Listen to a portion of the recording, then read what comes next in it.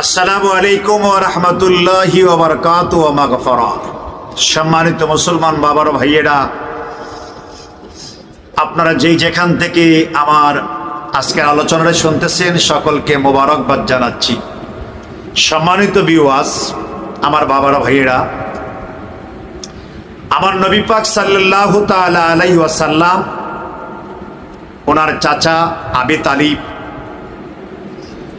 আমার নবীর বয়স যখন 5 থেকে 6 বৎসর ছিলেন, আবু তালিব তখন বাণিজ্য করতেন, ব্যবসা করতেন। আবু তালিব আমার নবীজিকে আদর করতেন, ভালোবাসতেন। আবু তালিব ছিলেন নবীজির চাচা হযরত আলী কাররামাল্লাহু ওয়াজহুর আব্বা। নবীজিকে অনেক ভালোবাসতেন, মায়া করতেন। তো তিনি যখন বাণিজ্যের জন্য যাচ্ছেন, ব্যবসায় যাচ্ছেন, তো নবী ছোট, আমার নবী পাকের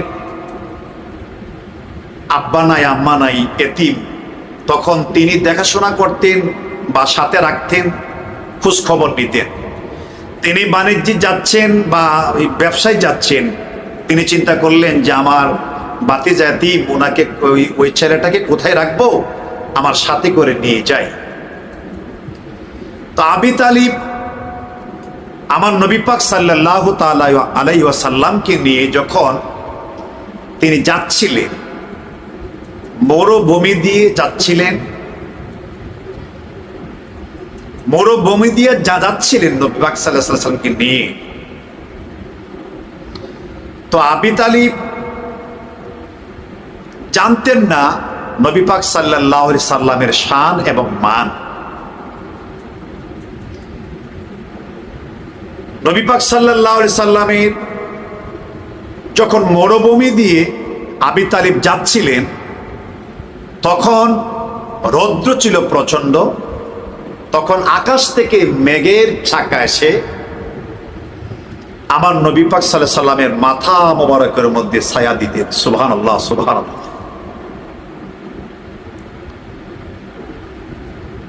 আমার নবী পাক সাল্লাল্লাহু আলাইহি সাল্লাম, আবু জাহেল নবীজিকে মারার জন্য যখন সিদ্ধান্ত নিলেন, এক মহিলাকে টাকা দিয়ে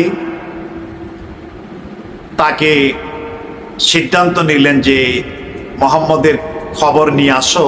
তুমি যদি মুহাম্মদের খবর নিতে পারো তাহলে মুহাম্মদকে আমরা সুযোগে মেরে ফেলবো। একটু খবর নিয়ে তুমি একটু